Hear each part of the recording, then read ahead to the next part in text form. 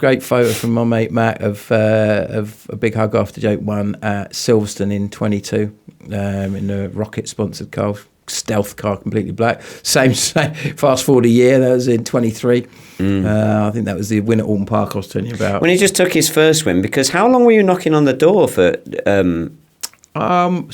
He did his first full season in 16 with Team Hard, and then 17 again, and 18 did half a year, and then stopped halfway through because the car was terrible, the team were rubbish, and it was just an awful year. I mean, there was just so many things that weren't right.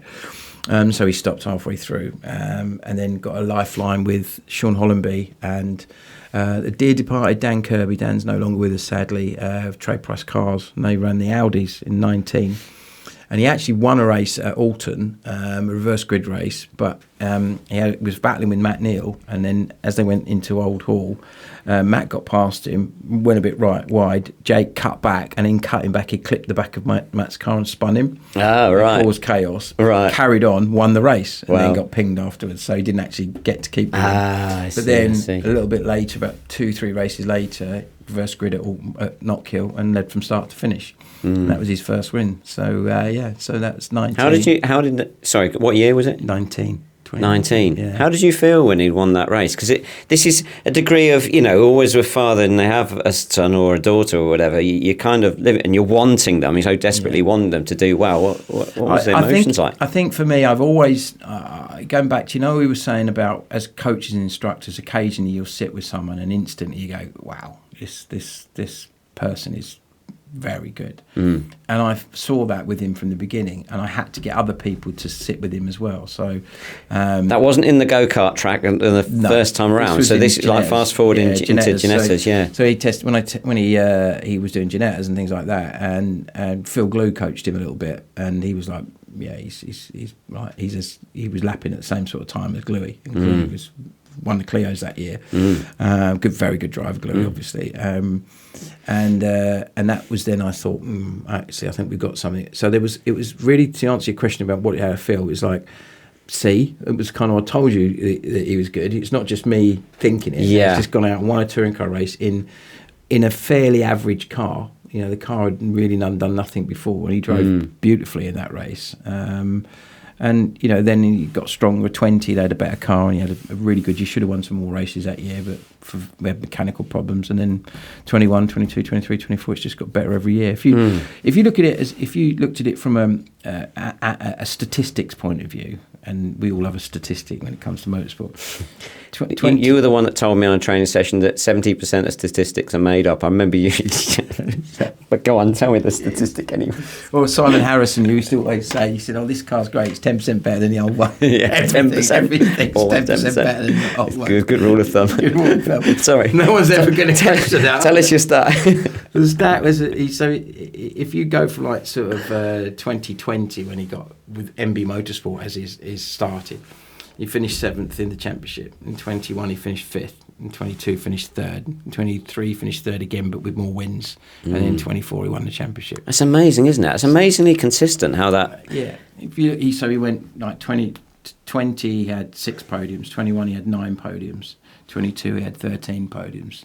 23 he had 13 podiums. 24 he had 16 podiums. And he went 2 wins, 3 wins, 6 wins, 8 wins in that same period. So if you're looking at it, we all have our favourites. Anybody listening to this is a fan of Sutton or Ingram or Turkish or whatever. Absolutely justified. They're all fantastic drivers.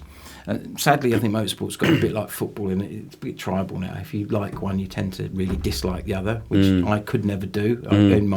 As a racing fan, I love a bit like Murray Walker. Just racing drivers are all my heroes. Yeah, there's no way I might have some I like more than others, but they're all mega as far as I'm concerned. So anyway, the point I was making is that so the critics, if you like, were saying Sutton's better or Ingram's better or Turkey's better. Yeah, absolutely fine. I get all that.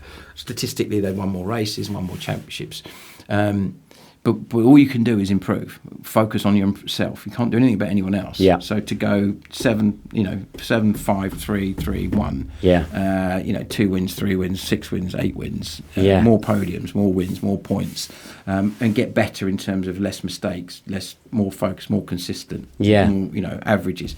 And also, in simple terms, in the last 3 years at BMW, he's finished ahead of all of his teammates, including obviously Colin Turkington. Yeah, he's a 4 times champion. So yeah, at the start, that's quite something to do that. Yeah, Colin Turkington is one of the best touring car drivers, if not the best of his generation. And of course, he's 42 now, not 22 or 32. So everyone knows that you are going to naturally not quite have the same. And I'm not, if anyone's listening to this is a fan of Collins or a friend of Collins or whatever, huge respect and affection for the guy. He's a brilliant guy.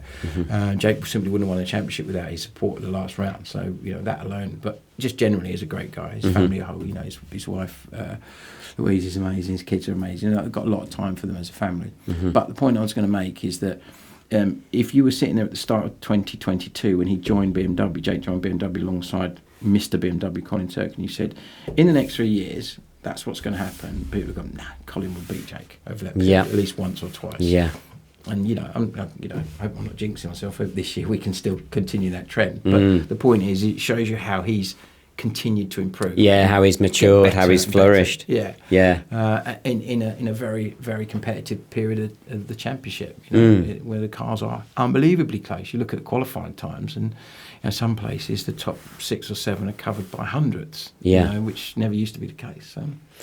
Tell us about again. This is not a kind of Jake Hill podcast, but you obviously been involved in the dad role. The dad coach role. Is that what you see your role? What do you see it as a kind of the coaching? Very, very, very small amount at the beginning. Sorry, I don't mean. I mean, a kind of manager is what I'm looking for, really. I think when you define manager, if you think of it, my idea of a manager is someone who does. Negotiates all the deals, and sorts out everything and makes sure that you get the best deal for whoever it is you're managing. Let's use it in motorsport context, like go out and negotiate the contracts, get the best, get them paid the most money if they're professional drivers, or get the deal as cheap as you can get it if it's a paid drive, or get the best drive that you can get them. And so for me, it wasn't the only thing I can say is that I think of it more as a coordinator than a manager, in the sense that I would go out and find the money. So I would go out and find anything from a few £100 to a few grand, or a can of fuel, or a pair of boots, or whatever it might be, that I had to try and find a way of getting. We didn't genuinely, and that sounds like it's a real sob story, we just didn't have any family money or personal money to put in. It just wasn't there. So the only way we were going to do it, and I said to Jake from the beginning, the only way we do it is if we can find ways of getting money somehow, finding people to support you. And I was very fortunate, people like John Miskin. I was going to say, got involved quite early on. When did John first start getting involved in 2010, that? So Jake's first full season in juniors. So how that came about is, remember these shots we had of me at Le Mans with Peugeot? Yes. So I was asked to go and host a load of guests at a rally in Scotland, funny enough, the Scottish Rally, who'd have thought, which the Chris Meek was competing in for Peugeot in the IRC, as it was, an Intercontinental Rally Challenge, which is basically a better version of the European Championship, in a 207 car. He won the championship that year in 2009, and I had to go and look after guests there and show them, go on the stages with them and watch the rally with them and chat to them about it, which ironically, because I'm not a rally guy by heart, but I've got a passion for it, I love it, knew enough. Ended up sitting next to, in a dinner that evening, a guy called David Manchester, who owned or was dealer principal of a group of Peugeot Citroën dealers. And I was telling him about what Jake was doing, and he was telling me about his own, because he did quite a bit of rallying himself. And he said, I need to introduce you to this guy that I know. He's been involved in motorsport his whole life. He's massively passionate about it. He used to be involved with Mark Blundell, all sorts of different people. Is that where the Blundell thing came? No, that's not. That was completely random. Okay. So then he introduced me to John. And John came and watched Jake race at Rockingham, and was a bit like looking down his nose. And then Jake went out and absolutely smoked everyone in the second race. And he was like, okay, and then he sort of stepped in and got involved. He's been involved in some way, shape or form ever since. At least 3 of our biggest sponsors have been through John, been through him introducing us to them. finding him. So he's been, and also he's become an unbelievably close friend, a big supporter of me personally when I've really struggled, because it's been tough over the years in terms of keeping my head in the game, as it were, without either giving up or losing the plot or jumping off a bridge or whatever it might have been, because all of those were options at some point when things were really, really tough. But for some reason, stuck at it, and here we are. So but John was massively important to that, as were a number of guys. Me and Jake started to make a list after we won the championship of people that we need to thank, and we ran over 350, 370 people that had either sponsored him, really, or helped in some other way. And I think that's probably a conservative estimate. I reckon it's over 500 people or organisations that have done something to make it happen. But I had to do the same with my racing. I had to go out and find. You had to find it. Well, that's why when I see, oh my God, what's this? Is this? So this is in 19 qualifying at Alton Park. It was the Audi that he was racing had no ventilation in it, and it was like 33, 34 degrees. Right. And he ended up with heat like some sort of heat stroke or heat exhaustion. He got out of the car and nearly collapsed. Yeah. So we put him in the paddling pools that they get. So we stuck him in a paddling pool. Oh, yeah. I saw that had become a thing. and then that was me just sitting with him, because he was on the verge of passing out. So it was just me. Just being dad, basically. Yeah. Actually won an award for my acting that photo, because it's just. Oh, did it? Yeah, because it's mega. It's pretty obvious what's happening. It's dad looking after his son. And then it's not anything about racing. It's about just caring because you care, because you love your kids. Just being over the top. I think ITV get a lot of value out of me jumping around and screaming and shouting like a lunatic. This is one of my favourite photos. Is that the end of the year? Immediately after he just won the championship, and they'd just done the podium ceremony. That is a great photo. And it was like, excuse my language, but thank fuck for that. That was exactly, I was like, fucking can't believe it, we've done it. Yeah. And, it was just the whole... I tell you very quickly, on the whole year, I believed from the beginning of the year, this is our year. I just knew it. Joking aside, we used to put this hashtag 24 in 24, because his car number 24 in 24. That was I wouldn't be swayed. When they talk about people having a single focus, and you visualise, and you have this technique that a lot of sports people use about. But I could only ever see him standing on the podium at the end of the year, lifting the championship trophy. Would not let anything.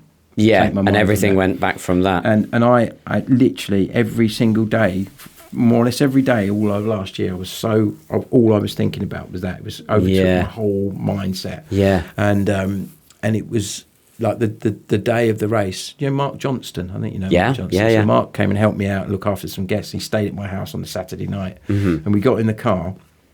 Put some music on. I got this playlist of all these songs that were the season finale playlist. Yeah. Amazing. And what was on that playlist? Well, it was Genesis. What was all these like sort of 80s feel good songs. It was like Eye of the Tiger and things like that. But the one song that was on there, this is quite a funny story. It was quite a sweet story actually. My mum was a massive fan of Olivia Newton-John. Right. And as I said, my mum passed away in 2013. But so she never actually saw Jake race a touring car, which was a shame, because she absolutely adored watching him race.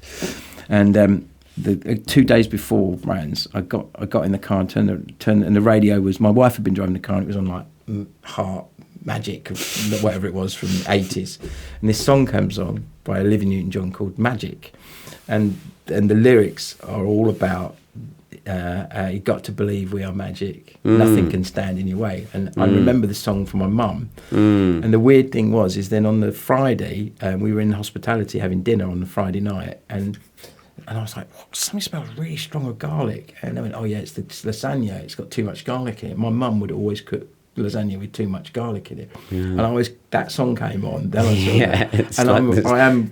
I'm like, the stars are aligning. Yeah. And then the final bit is, the first two races were dry and Brands. Jake wins the first one, England wins the second one. There's 1 point in it going into the last race, and we needed a bit of luck because England's car was quicker than ours in the dry. Well, actually, I do, if I can actually work my magic here, I do have, hang on, it's on here. Go away from the... Go back I saw a mouse. I saw a mouse. Nothing wrong with that. Here we go. So talk.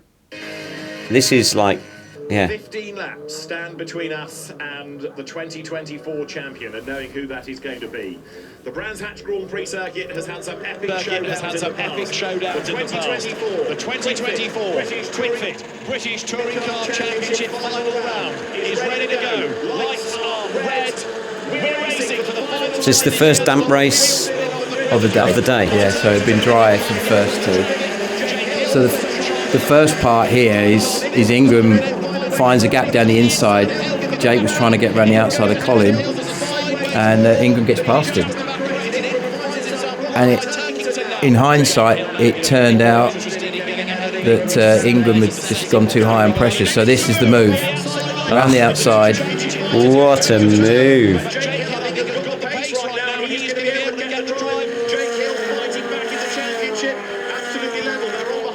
And Ingram doesn't have a lot to use, don't forget. He's just got his nose in front, but the road should come to Jake Hill, and it does on the inside. Jake Hill goes through.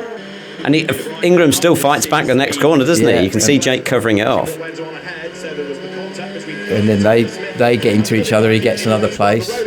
And then Cook gets sideways, he gets another place. But our car was just hooked up, and Ingram, it would appear that they just got set up wrong.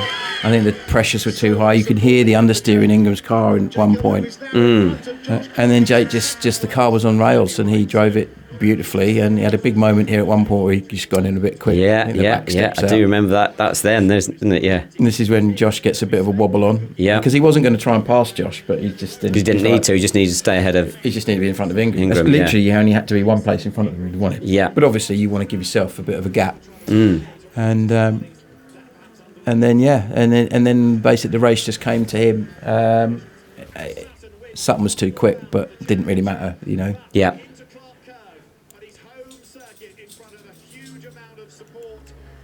The 2024 Quick Fit British Touring Car Champion, Jake Hill. He crosses the line second in the race. The championship is his, and it is going to be a very emotional Jake Hill, a very emotional team as well. Craig Corley, his engineer, is in floods of tears.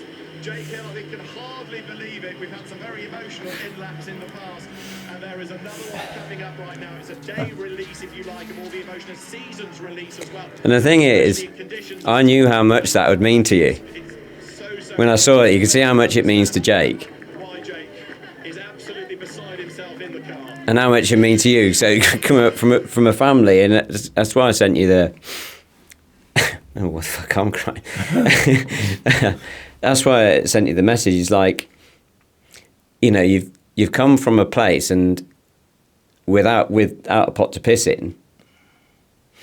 I suppose to a certain degree, you've been in a little bit in the shadow of your old man a lot of your life. Well, I mean, as I said, I wasn't close to him really. I you know, when the years that I did know him, I got on ever so well with him, and he was lovely. But it was never. I didn't have a dad really in the traditional sense, and it's just what you know. If you don't know any different. You know, as I said, my mum then remarried and I had a stepdad. It was not a nice situation. My granddad was my real dad. What was the really sad thing was that he brought me up from a young age until I was 8, and then sadly died of a heart attack when I was 8. And I now know how much that traumatised me, you know, in hindsight. Because in later life, I had some issues. I had some issues with, addictions and things like that, which is kind of traced back to problems in the younger life. That happens to a lot of people. Mm-hmm. Fortunately, you know, thank God and touch wood, I don't drink alcohol anymore. I don't do anything I shouldn't do anymore. Well, I don't think so. I don't know I'm perfect, but that was all part of the journey, you know. And, you know, but then there were times when I got sponsorship because I was sitting there at 3 a.m. drinking vodka because that was the only thing I could do was focus on that. But, to get you through it. And, well, this is this is when you see, I watched it in my uncle's motorhome in Upper Hayford, and I said, just watch this a minute because this is special. This means something, and it's not just another championship win. This is a kid that's grafted and grafted, and a family that's grafted and grafted, and kind of all. That's what I wanted to say to you is like, you can see how much it means to you and how much it means to the family, and that's what I'm saying. Like, I think there'll be a lot of people that watch that and said, you know, I mean, Jade Edwards, Paul O'Neill, Tim Harvey is like recalling, talking about Jake used to be his wheel washer, touring car champion Tim Harvey that you'd have watched on TV. He's like... Yeah, worked with Tim, worked with Paul, over the years, Jade, we were friends and everything. But, I think, as you say, people who know our journey and our story has been not a straightforward one. It's been a lot of, I think the word I would use is just persistence. Yeah. It's just inability. Keep knocking on that door. There's a lovely video the other day with, brain's gone. Actor who played Hannibal Lecter, Anthony Hopkins. Yeah. And they said, "What's the best advice you can give someone?" He said, "Just don't give up." He said, "Doesn't matter what it is, just don't give up." Yeah. And you stop and think about it, and you think, define "don't give up." Then it could be anything. Could be this. Could be just life generally. Yeah. Just keep going. Yeah. Because if you keep going, if as soon as, in my opinion, people talk about, I couldn't get the money, I couldn't do this, and like, no, neither could I, but I couldn't. That didn't compute to me. It was like, I can't get the money, so I have to find the money somehow. I have to find someone, and sometimes it was the most. One story is that we had a situation when he was in Genetgy 50s. We were at Donington. And we tested on old tyres because we couldn't get any new tyres. Even nowhere because everyone else was putting new tyres on. But the car was good on old tyres. So I went to see Mitchell and said, "Look, I haven't got the money for the tyres, but if we can get the money, can we, even if I get it last minute?" And they said, "Okay, we'll mount some tyres. But if the car even goes anywhere on these new tyres, you've got to pay for them. And you're not going out until you've paid for them." So it was a bit... So we're now... the morning, I've managed to persuade a friend of mine to help me out, and he said, "I'll buy a set of tyres for you." And then that was like at 5 o'clock on the Friday, and then we're qualifying quite early on the Saturday morning. I'm ringing him, won't answer the phone, and then he texts me, goes, "I'm sorry, I can't do it." So dropped me in the shit after he said he would. Okay, I probably cajoled him a bit, so probably my own fault. But anyway, so now I'm like sitting there, the car's on the jack, qualifying's about to start, and I'm like, "Dude, that's it, we're not going out." There's literally no point in doing it without a new set of tyres. There was a company called MMC, or Motorsport Insurance Company at the time. This is in 2011, and the two guys, just purely by chance, the two guys that were the directors there had sponsored him a little bit at the first round. Done at Brands, and then we're doing the second round at Donington, and they're on their way up on the Saturday morning, and I was ringing everyone I could think of, couldn't get hold of it, and they answered the phone, and I said, "You coming to Donington?" Like, "Yeah, can you get us in?" Like, "Yeah." And they said, "What time's he out?" And I'm like, "He's literally just about starting out." And I told them the story, and I went, "Right, make a note of this credit card and go to Michelin." So I'm now running across the paddock to find the guy from Michelin. Took the payment, couldn't get it to go through. Qualifying is now starting, and they've gone, and then it's finally gone through. They've literally let the car off the jacks. He's gone out. By the time I've got down to the pit lane, he'd done 3 laps and he was on pole. And then he won the race the next day. Fucking hell. And that was just what it was. What a wing and a prayer. That's the sort of thing, winging it right to the max. And it was people like that. That's why I said I couldn't begin to. Well, I could. We would literally be doing a 24-hour podcast if I gave you a list of all the stories of people that have helped and how they've helped. Yeah. And I think the two reasons why is because one is people could see he was actually pretty good. And we both know that that's not just me talking as his dad. That's just he is pretty good. You don't win a British Touring Car Championship in history. No, you don't make a move out on the outside of Surtees in the wet on your championship rival. Yeah, that's a big boys move, isn't it? That's why I saw. I was like, "Oh, that's brave." And fair play to Ingram for not running him up. Do you know what? I was just about to say that we spoke afterwards. I said, "Fair play to Tom, because if I was Tom, I'd adored you." And he went, "Yeah, I'd have done it as well." It shows the mutual respect between them. They've raced against each other since the very beginning. They did a couple of kart races. It was hard on him, like literally just gave him a car width. That was it. Gave him just enough, and the rules obviously are much tighter. Are you watching Max Verstappen? Are you fucking watching? Yeah. You can actually race hard and fair. Sorry, I shouldn't have sworn that. While we're talking about that, it's just frustrating, isn't it? Because the guy's so good.